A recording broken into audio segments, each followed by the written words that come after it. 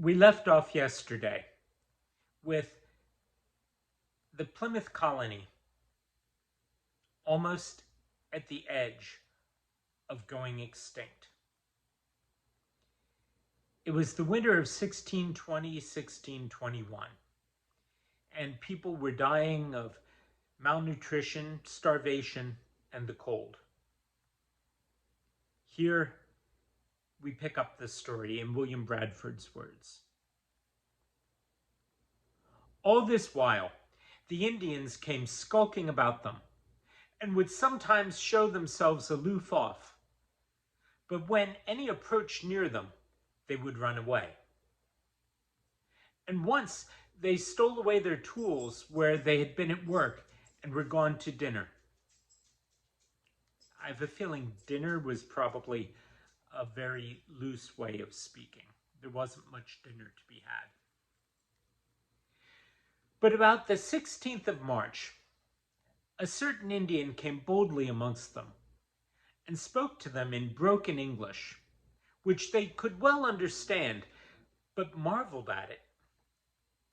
At length they understood by discourse with him that he was not of these parts, but belonged to the eastern parts, where some English ships came to fish, with whom he was acquainted, and could name sundry of them by their names, amongst whom he had got his language. He became profitable to them in acquainting them with many things concerning the state of the country in the east parts where he lived, which was afterwards profitable unto them, as also of the people here, of their names, number, and strength, of their situation and distance from this place, and who was chief amongst them. His name was Samoset. He told them also of another Indian, whose name was Squanto, a native of this place, who had been in England and could speak better English than himself. Being, after some time of entertainment and gifts, dismissed, a while after he came again, and 5 more with him. And they brought again all the tools that were stolen away before, and made way for the coming of their great Sachem, called Massasoit. By the way, Massasoit is the man that gave his name in English to Massachusetts. Massasoit, who about 4 or 5 days after came with the chief of his friends and other attendants, with the aforesaid Squanto, with whom, after friendly entertainment and some gifts given him, they made a peace with him, which hath now continued this 24 years, in these terms. 1. That neither he nor any of his should injury or do hurt to any of their people. 2. That if any of his did any hurt to any of theirs, he should send the offender that they might punish him. 3. That if anything were taken away from any of theirs, he should cause it to be restored, and they should do the like to his. 4. If any did unjustly war against him, they would aid him. If any did war against them, he should aid them. 5. He should send to his neighbors' confederates, to certify them of this, that they might not wrong them, but might be likewise comprised in the conditions of peace. 6.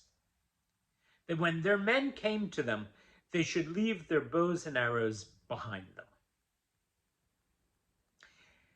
After these things, he returned to his place called Soams, some 40 miles from this place. But Squanto continued with them, and was their interpreter, and was a special instrument sent from God for their good beyond their expectation. He directed them how to set their corn, where to take fish, and how to procure other commodities, and was also their pilot to bring to bring them to unknown places for their profit, and never left them till he died. He was a native of this place, and scarce any left alive besides himself. He was carried away with divers others by one hunt, and a master of a ship who thought to sell them for slaves in Spain. But he got away for England, and was entertained by a merchant in London, and employed to Newfoundland and other parts, and lastly brought hither into these parts by one Mr. Dermer, a gentleman, employed by Senor Fernando Gorges and others, for discovery and other designs in these parts, of whom I shall say something, because it is mentioned in a book set forth anno 1622 by the President and Council for New England, that he made the peace between the savages of these parts and the English, of which this plantation, as it is intimated, had the benefit. But what a peace it was may appear by what befell him and his men. That we will talk about tomorrow.